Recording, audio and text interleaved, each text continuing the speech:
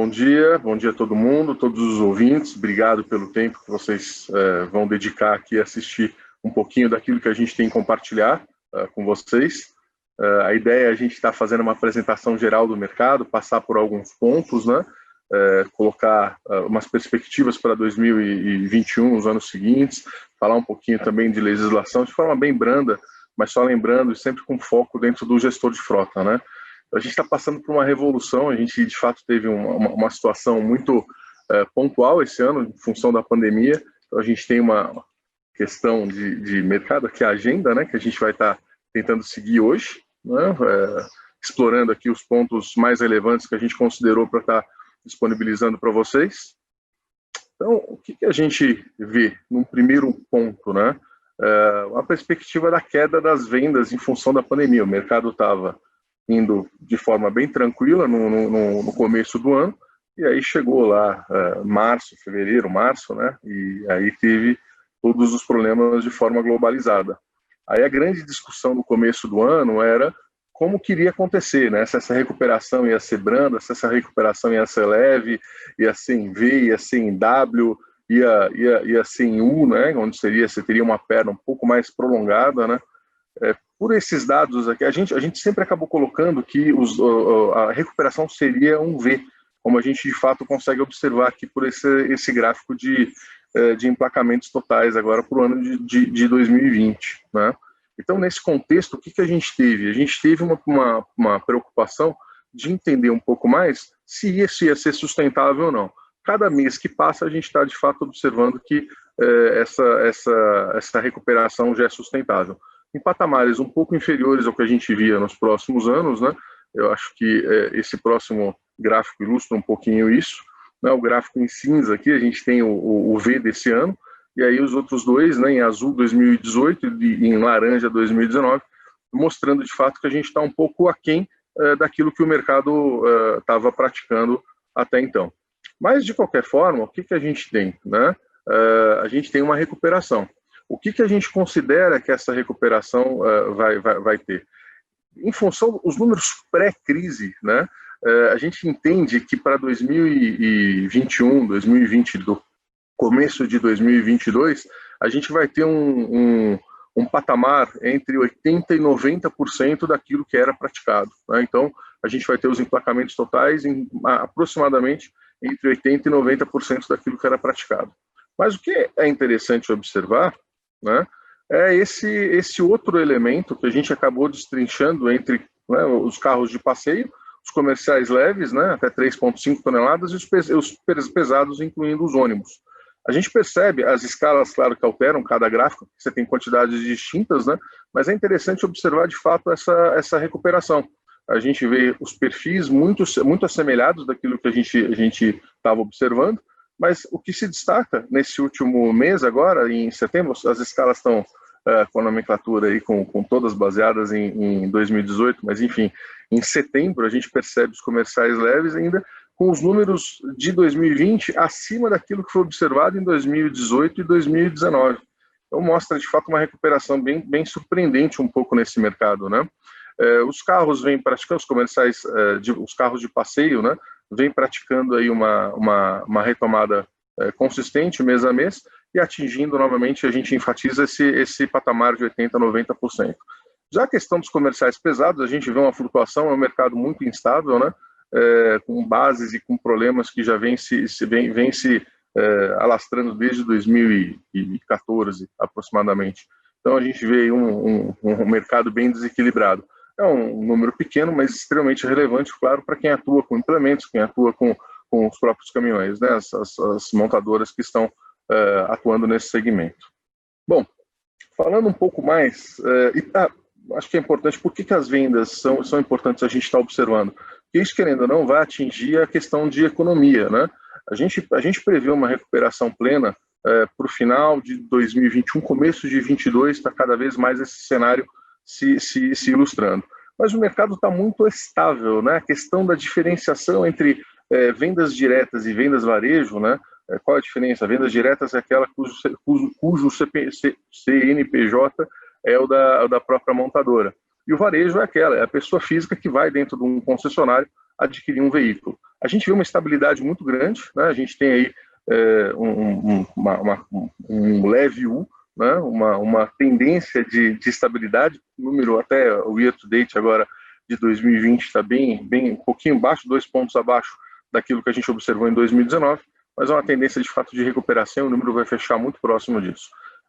Tem montadoras e montadoras, né? Algumas atuam de uma forma muito mais contundente nas vendas diretas, outras atuam de uma forma menos contundente, né? Vai depender muito de uma análise que cada montadora vai fazer em relação ao seu line-up de produto, ao seu estoque, ao mercado, à atratividade que o seu veículo tem. Então, você tem uma série de fatores aí que vai levar a montadora a dedicar mais recurso ou menos recurso para as vendas diretas, né? Em comparação com a venda varejo, tá? Enfim, a gente tem aí enfatizando essa questão de estabilidade na proporção. Você tem marcas praticando 70% até de venda direta, você tem marcas que não chegam a 20%. Então tem uma divergência muito grande aí em relação a como cada uma das marcas, né, acabam atuando dentro do mercado. Qual a relevância? Só lembrando, né? As grandes empresas de leasing estão todas também dentro de vendas diretas, né? Então, as grandes empresas de frota existentes no mercado brasileiro, que estão atravessando momentos aí de uma fusão muito contundente, aguardando algumas decisões aí de CAD, mas enfim, a gente tem uma movimentação muito grande e todo esse núcleo, todo esse volume é acumulado dentro da parte das vendas diretas, né? Para aquele que não entende, conseguir entender um pouquinho por que é essa diferenciação, qual é a relevância dessa orientação. E aí, de qualquer forma, venda direta está falando de empresas de frota e o gestor de frota, que é o nosso foco aqui, né? Da informação de mercado para que essas pessoas tomem boas decisões no futuro. Essa que é a grande intenção que a gente acaba tendo. Bom, falando um pouco de legislação, a ideia aqui não é aprofundar o tema, mas é mostrar um pouco da evolução, né, daquilo que o produto brasileiro acabou se desenvolvendo ao longo do tempo, né, absorvendo uma série de equipamentos destinados à segurança de quem está dentro do veículo e de quem está fora também. Principalmente no próximo slide a gente vai ter uma noção um pouco melhor. Mas o que a gente tinha até os anos 2000, né? Fundamentalmente aí, décadas de 80 e 90, né? A gente está falando. A gente tinha um controle de emissões em alguns estados, né? Algumas cidades, algumas ações específicas aqui com relação ao controle de emissões, sempre baseado em alguns determinados elementos somente. A gente tinha os elementos secundários, mas é bom lembrar que a indústria brasileira ainda comercializava como opcional um retrovisor do lado direito ou luz de ré. Então teve uma determinação aí comum para todas as montadoras seguirem o mínimo, né? E aí o mínimo foram esses elementos que a gente verifica à esquerda, né? Cintos de segurança, obviamente, muito mais tempo, mas aí o cinto de segurança de 3 pontos, atrás do cinto de segurança de 3 pontos, a gente vê mais recentemente ainda também, nos próximos anos, né? Travessa de segurança na porta para evitar que uma colisão lateral afetasse de forma demasiada o motorista ou o passageiro. Então, tudo isso era o que a gente tinha lá atrás, né? Num contexto um pouco mais distante da nossa realidade. Todos os veículos a gente entende hoje como sendo já saindo de série com todos esses elementos. Bom, ok. Veio os anos 2000, né? E aí a gente está tratando de 2 décadas. Uma série de aspectos também nesse meio termo, mas acho que aí se destaca de forma contundente o controle de emissões, né? Em função de uma própria necessidade que a gente teve em nível global, desse controle de emissões e o veículo automotor sempre considerado um dos grandes players, né, negativos nesse sentido. Então a gente sempre passou a ter uma evolução nesse controle de emissões e aí a gente vem com o Inovar Alto, né? A relevância do Inovar Alto é a questão do seu primeiro marco regulatório. E ele trabalhava com algumas variáveis de pesquisa e desenvolvimento, então você tinha uma aplicação percentual dentro de recursos, né, para você aplicar em pesquisa e desenvolvimento, um marco bem complexo no entendimento, enfim. Mas eu acho que a grande aprendizado dele, o que ficou desse marco regulatório, foram os 3 últimos itens: a questão do ABS sendo obrigatório por lei, o airbag duplo frontal sendo também alguma coisa definida por lei. É importante lembrar que até antes disso, várias empresas comercializavam esses equipamentos como opcional, né? Você tinha ali um valor dedicado que você precisava pagar a mais para ter esse equipamento. E aí o consumidor final brasileiro, né, em geral, obviamente o consumidor médio que a gente estava falando, falava: poxa, eu não vou gastar R$1.000, R$2.000, R$3.000 em equipamentos desse sentido. Eu vou colocar roda de liga leve, eu vou querer um ar-condicionado, eu vou querer um vidro elétrico, eu vou querer botar um sonzão, um rodão no meu carro. Isso, de fato, nada atuava de forma contundente e prática na questão de segurança do veículo, né? Então veio o Inovar Auto para falar, olha, estamos nivelando por cima a partir de agora e todo mundo vai ter que cumprir essas regras. Todos os carros vão ter que sair com ABS e com airbag duplo frontal. Foi uma ingerência governamental muito positiva no meu ponto de vista, né? Onde você consegue nivelar os veículos num patamar superior ao que a gente tinha. Bom, e também uma forma muito clara de eficiência energética, né? Onde você tinha alguns determinados patamares, se você conseguisse superar, você tinha uma incidência maior de desconto dentro do IPI. Lembrando que o IPI é quase no final da cadeia, né? Você tem quase, não é a regra, não é exatamente essa, mas por ele atuar no final da cadeia, a gente tem basicamente 1 a 1, né? 1 ponto percentual de desconto do IPI quase representa 1 ponto percentual, porque você só não tem a parte de lucro dos concessionários, né? Da parte do valor final, você adiciona aquele lucro e aí você tem toda a parte da tributação até o IPI. Então é por isso que ele atua no finalzinho da cadeia, acho que é interessante esse ponto ser considerado. A questão do limitador, de você ter sempre algum limitador, é uma questão de ordem prática também. Então, se você tem uma questão mais discutida no âmbito econômico, né? Se você tem um limitador de 5 pontos percentuais, por exemplo, sem nenhum tipo de gatilho, por que você vai querer se superar? Por que você vai querer ter 6%, 7% de melhoria de eficiência, por exemplo? Você não tem nenhum ganho nesse sentido. Então, você tendo esses gatilhos é sempre relevante porque você acaba tendo uma busca por alguma superação, né? Você não vai parar naquele patamar médio, você vai tentar evoluir com aquilo para você conseguir algum tipo de benefício superior.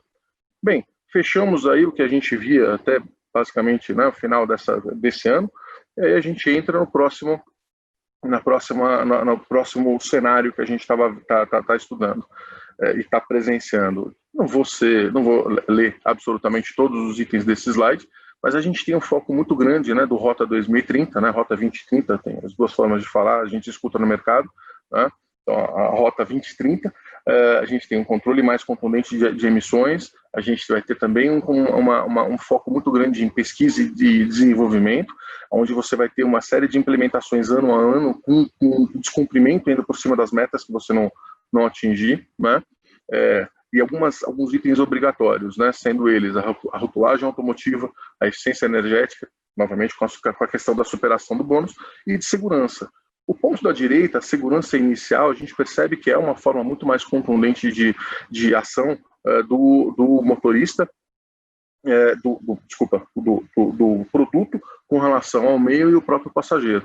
Né? Lembrando sempre o espírito do Instituto Parar, que é ter você, o gestor de frota, né? O motorista de frota, sempre a salvo dentro da tua residência novamente, no bem-estar da tua família. Então, esses itens de forma natural, eles servem muito para trazer essa segurança, né, de forma ativa, interna ou externa com relação à ação com o meio, né?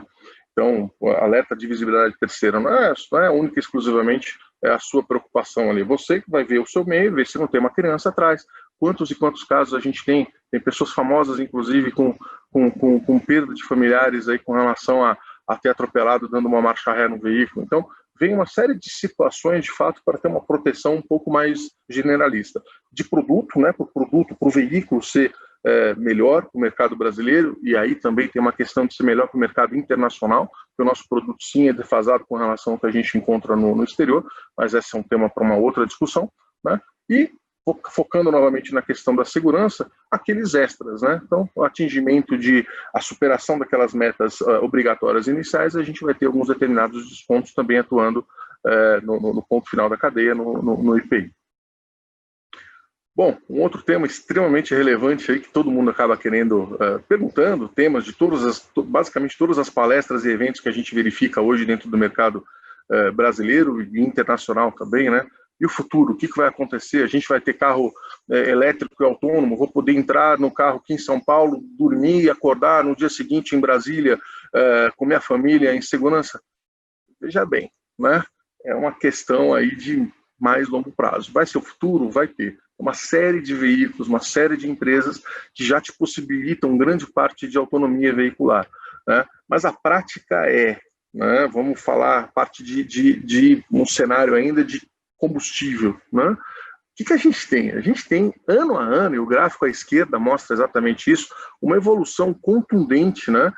Entendendo que o acumulado até agosto, a gente tem quase a mesma quantidade de valores aí, de emplacamentos que ocorreram no ano de 2019 inteiro, né? Então, a gente vê, de fato, uma crescente muito grande com relação a veículos elétricos de todas as formas, né? Os puros e os puros elétricos e os híbridos também, né? Só que ainda é nada, né? É isso que a gente tem que entender. A gente está falando de uma frota total inferior a 35 mil unidades, dentro de uma frota estimada brasileira de 42 milhões e meio de veículos. Representa 0,082% de toda a frota circulante, o acumulado de todos os veículos, não números aproximados, mas que sejam 50, 100 mil unidades, é nada ainda. Isso que é relevante, né? A gente está compartilhando com vocês. A tendência é crescimento, sim, uma ampliação desse número ano a ano, né? A gente ter cada vez mais modelos à disposição do consumidor final para comprar carros elétricos e também uma participação de frota muito mais relevante. Mas o fato é que hoje representa nada, né? Esse é o grande ponto.